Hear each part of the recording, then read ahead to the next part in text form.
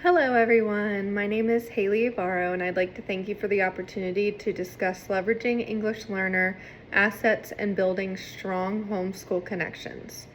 As a self-contained elementary special education teacher serving students with severe disabilities, I've personally learned that every student brings unique strengths, experiences, languages, and cultural perspectives that contribute to their learning and success.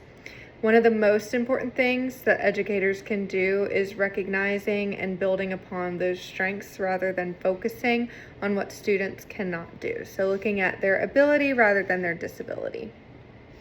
Oh, excuse me. Sorry, I'm reading from a script. All right, so I'd like to talk about culturally responsive teaching. Culture influences the way students communicate, interact with others, learn new information, and view the world around them. It shapes family traditions, values, beliefs, and experiences, all of which affect how students engage in school. Because of this, cultural competence is an important skill for educators. Cultural competence involves understanding, respecting, and responding appropriately to students' diverse cultural backgrounds. According to the Arizona Department of Education, educators should recognize students' linguistic and cultural resources as assets that contribute to learning. When teachers develop cultural competence, they are better able to create learning environments where students feel safe, valued, and included. So in my classroom, I work with students who have significant communication needs, and two of my students actually come from a Spanish-speaking background. One student uses an AAC device, which is an augmentative communication device, and that includes both English and Spanish vocabulary. So English for at school, Spanish for at home. The Arizona Department of Education emphasizes that students' home languages should be viewed as resources for learning. Supporting communication in both languages allows the student to connect school learning with experiences at home and reinforce the value of their linguistic identity. Rather than expecting students to leave their language and culture at the classroom door, we should find ways to incorporate those strengths into daily communication and instruction. Culture plays a significant role in a student's learning because students are more engaged when they see themselves represented in the classroom, and they're more comfortable. School and classroom environments can either support or hinder language acquisition. Students are more likely to take risks, participate, and develop language skills when they feel welcomed, respected, and understood.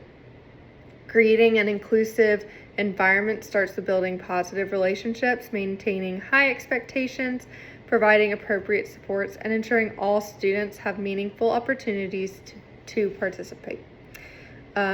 There are many ways educators can celebrate cultural diversity and leverage students' home language and cultural assets. These strategies may include incorporating multicultural literature, learning about family traditions, using culturally relevant examples, encouraging students to share their own experiences, and also providing opportunities for students to use their home language as a resource. In my classroom, communication often occurs through the AAC device, picture symbols, switches, and other assistive technology. We celebrate diversity by ensuring students have access to communication systems that reflect their linguistic backgrounds and also allowing them to participate fully in classroom activities. This asset-based mindset helps the students feel valued and encourages greater engagement and learning. So next topic we're going to move into is supporting the needs of English learners in the classroom. So English learners are a diverse group of students with different strengths, needs, experiences, and identities. Some English learners, like the students in my classroom, also have disabilities that require specialized support.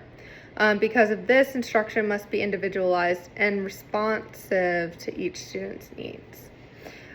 So many of the supports we use, which I've already named a few, would include visual schedules, picture supports, modeling, repetition, adaptive materials, their communication devices, and switch accessible activities.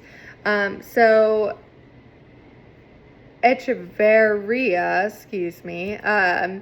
explains that English learners benefit from comprehensible input, instructional scaffolds, and multiple opportunities to engage with language in meaningful ways. These strategies help make instruction understandable and accessible while supporting both communication and academic growth. Although many people think of language development as spoken communication, students with significant disabilities may demonstrate language growth through AAC devices and other forms of alternative communication. So meeting students' social and emotional needs is equally important. English learners may experience frustration, anxiety, or isolation when they have difficulty communicating or understanding expectations. This can be especially true for students who have complex communication needs. Establishing predictable routines, celebrating student successes, and creating a supportive classroom community helps students feel secure and confident. When teachers understand students' social, emotional, and cultural backgrounds, they can develop routines and procedures that are respectful, supportive, and responsive to individual needs. So within my classroom, we provide students with consistent opportunities to communicate, make choices, and participate in classroom activities.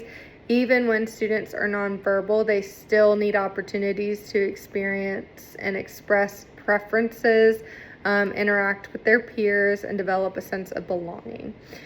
Creating these opportunities supports both language development and social emotional growth.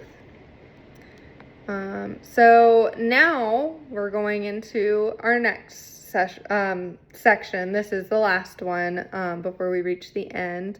We're going to talk about home and school connections.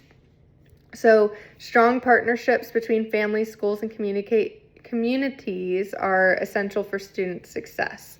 Families provide valuable knowledge about their children, including their strengths, interests, communication styles, cultural traditions, and learning preferences.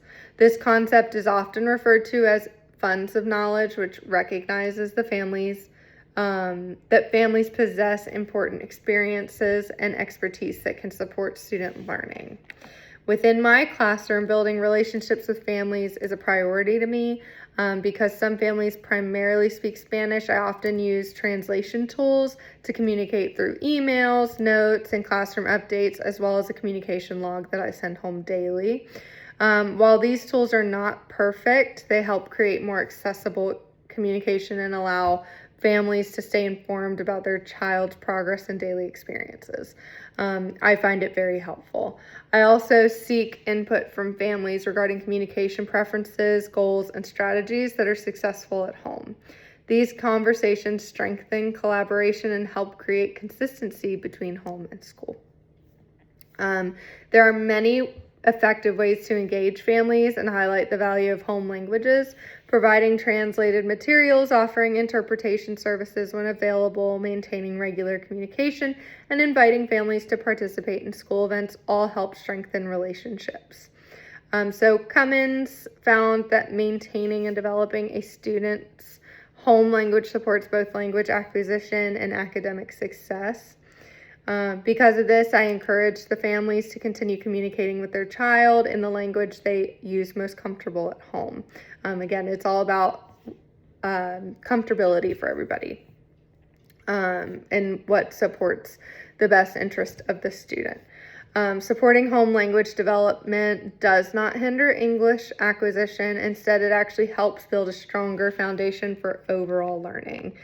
So schools can also strengthen community partnerships by hosting family events, collaborating with local organizations, celebrating cultural diversity, and creating opportunities for families to share their experiences and traditions. These efforts help create a welcoming environment where families feel respected, valued, and connected to the school community.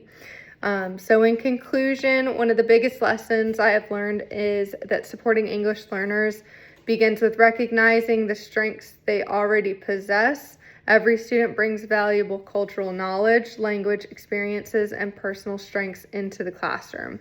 By focusing on students' assets rather than their challenges, educators can create learning environments where all students feel valued and capable of success.